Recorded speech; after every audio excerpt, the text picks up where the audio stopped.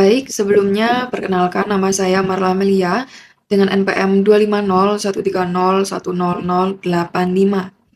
Pada kesempatan kali ini, saya akan mempresentasikan penyelesaian soal P12.2 dari bab Intangible Asset yang membahas akuntansi untuk paten milik Joe Laboratories atas paten.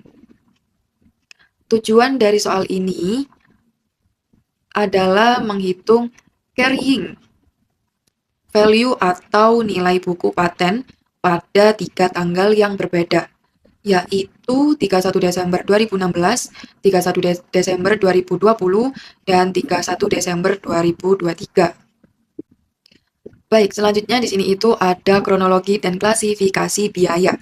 Sebelum melakukan perhitungan, langkah pertama yang harus dilakukan adalah mengidentifikasi dan mengklasifikasikan seluruh pengeluaran yang terkait dengan paten ini, mana yang boleh dikapitalisasi dan mana yang harus langsung dibebankan sebagai expense.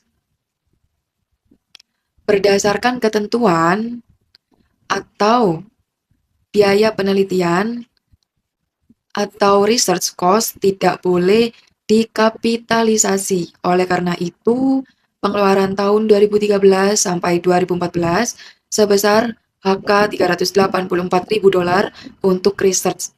Tahun 2015 sebesar HK $87.600.000 untuk desain prototype dan HK $42.000 untuk testing. Semuanya langsung dibebankan sebagai expense.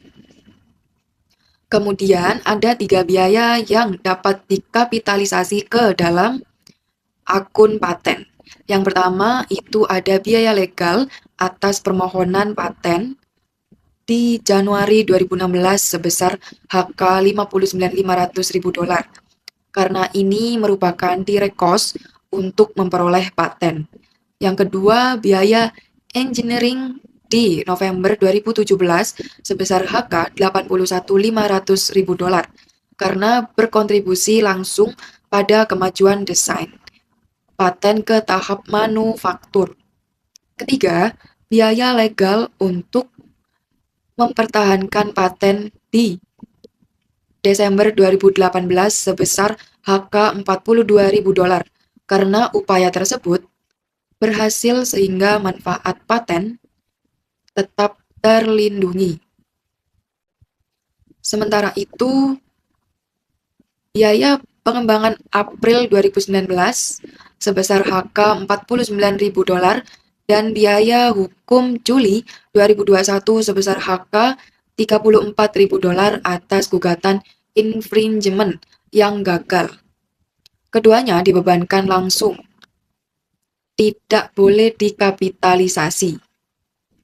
Dengan demikian, total biaya yang terkapitalis adalah $59.500.000 ditambah HK $81.500.000 ditambah HK $42.000 sama dengan HK $183.000.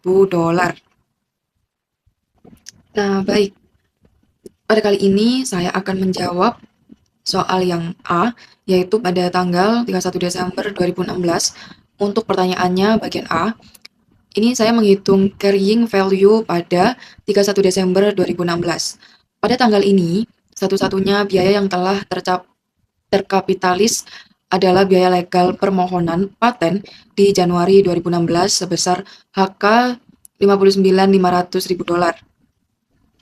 Karena biaya ini dikeluarkan di bulan Januari, artinya sebelum 1 Juli, maka berlaku aturan full year amortization.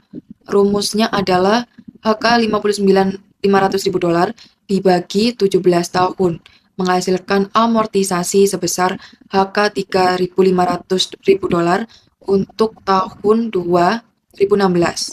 Maka carrying value pada 31 Desember 2016 adalah HK $59.500.000 dikurangi HK $3.500.000 sama dengan HK $56.000. Baik, soal selanjutnya akan dilanjutkan oleh rekan saya. Baik, di sini saya akan menjawab soal P12.2 bagian B, yaitu mencari nilai tercatat per 31 Desember 2020. Nah, sebelum itu langkah pertamanya yaitu kita harus menghitung nilai tercatat pada tahun 2017 terlebih dahulu. Nah, amortisasi paten awal itu sebesar 3.500 dolar Hong Kong. Kemudian kita bisa menghitung nilai tercatat per 31 Desember 2017 yaitu dengan 56.000 dolar Hong Kong dikurangi dengan amortisasi tersebut yaitu sebesar 3.500 dolar Hong Kong menghasilkan 52.500 dolar Hong Kong. Nah, di sini pada tahun 2017 sisa masa manfaatnya yaitu selama 15 tahun. Selanjutnya, pada tahun 2018, nilai tercatat pada 31 Desember tahun 2018 yaitu dengan 52.500 dolar Hong Kong. Ya, ini nilai tercatat pada tahun 2017 dikurangi dengan amortisasi paten awal sebesar 3.500 dolar Hong Kong ditambah dengan 42.000 dolar Hong Kong yang menghasilkan nilai tercatat per 31 Desember 2018 sebesar 91.000 dolar Hong Kong. Nah, pada tahun 2018 ini sisa masa manfaat selama 14 tahun. Kemudian tahun 2019 dan tahun 2020. Amortisasi per tahun 2019 dan 2020 itu dihitung dengan nilai tercatat per 31 Desember 2018 tadi dikurangi dengan dibagi dengan sisa masa manfaat pada tahun 2018 yaitu sebesar 91.000 dolar Hong Kong dibagi dengan 14 tahun yang menghasilkan amortisasi sebesar 6.500 dolar Hong Kong per tahun. Nah, setelah itu kita bisa mencari nilai tercatat pada tanggal 31 Desember 2020 yaitu dengan 91.000 dolar Hong Kong dikurangi dengan 6.500 dolar Hong Kong dan dikurangi juga dengan 6.500 dolar Hong Kong yang menghasilkan nilai tercatat 31 Desember 2020 sebesar 78.000 dolar Hong Kong. Selanjutnya soal yang C, yaitu untuk menghitung carrying value paten tahun 2023. Pertama yaitu menentukan dulu biaya yang bisa dikapitalisasi sebagai paten, yaitu ada biaya aplikasi paten sebesar 59.500 dan legal defense yang berhasil itu sebesar 42.000. Kemudian biaya aplikasi paten itu diamortisasi selama 17 tahun sehingga didapat 59.500 dikali 17 sama dengan 3.500. Karena dihitung dari 2016 sampai 2020, maka 3.500 itu dikalikan dengan 5 didapat 17.500. Nah, sehingga nilai buku biaya aplikasi paten itu menjadi 59.500 dikurangi dengan 17.500 sehingga didapat 42.000. Lalu untuk legal defense tahun 2018, amortisasi itu dimulai tahun 2019 dengan sisa umur 15 tahun, yaitu didapat 42.000 dibagi 15 itu sama dengan 2.800. Lalu amortisasi selama 2 tahun itu 2.500 dikalikan dengan 2 didapat 5.600. Maka nilai bukunya itu sama dengan 42.000 dikurangi 5.600 didapat 36.400. Kemudian nilai buku itu dijumlahkan yaitu 42.000 ditambah dengan 36.400 didapat 78.400. Lalu pada tahun 2021 umur manfaat itu direvisi menjadi 5 tahun sehingga 78.400 itu dibagi dengan 5 didapat 15.680. Lalu amortisasi dari 2021 sampai 2023 itu 15.680 dikalikan dengan 3 itu sama dengan 47.040. Sehingga carrying value patent per 31 Desember 2023 itu adalah 78.400 dikurangi 47.040 didapatkan 31.360.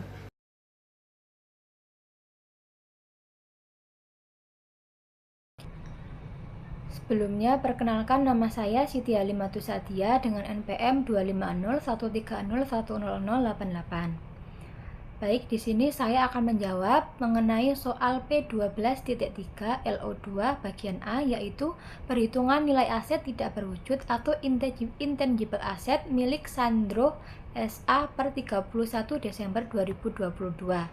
Yang pertama yaitu franchise atau waralaba. Biaya perolehan franchise dihitung dari uang muka sebesar $15.000 ditambah present value dari sisa cicilan sebesar $43.700 sehingga total harga perolehan menjadi $58.700.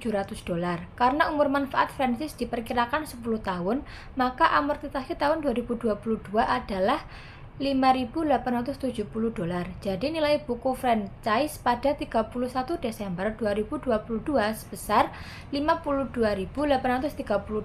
Selain itu, perusahaan juga membayar royalti sebesar 5% dari pendapatan franchise. Karena pendapatannya $900.000, maka beban royalti tahun 2022 sebesar $45.000. Selanjutnya adalah paten atau paten. Biaya penelitian dan pengembangan adalah sebesar $65.000 tidak dikapitalisasi, tetapi langsung dibebankan karena patennya belum mencapai economic viability. Yang dicatat sebagai aset hanya biaya legal dan pendaftaran paten sebesar $17.600. Dengan umur manfaat 8 tahun, amortisasi tahun 2022 sebesar $2.200. Jadi nilai buku paten pada akhir tahun menjadi $15.400. Selanjutnya yang ketiga yaitu trademark atau merek dagang.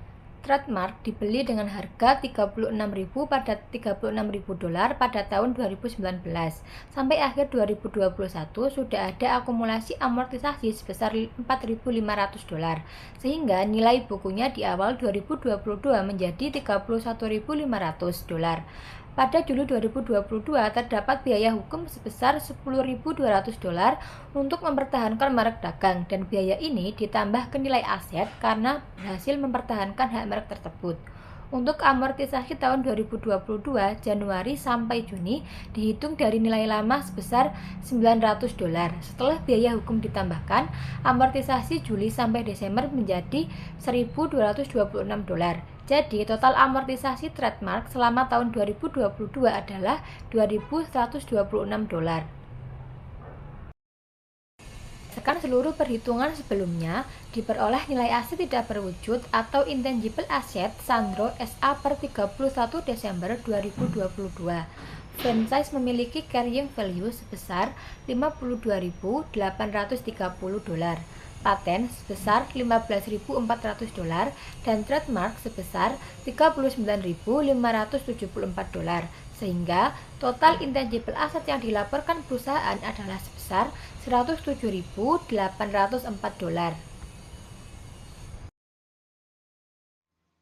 Di sini saya akan menjelaskan tentang soal P12.2 yang bagian B, Schedule of Expense atau Income Statement for the year ended Desember 31, 2022, beban waralaba atau franchise, beban amortisasi sebesar $5.870, beban bunga sebesar $6.118, beban franchise tahunan $45.000, beban paten yaitu biaya eksperimen $65.000, beban amortisasi $2.200, beban merek dagang trademark dengan beban amortisasi $1.800, beban litigasi atau biaya hukum pembelian sebesar $10.200. Total beban untuk tahun 2022 sebesar $136.188.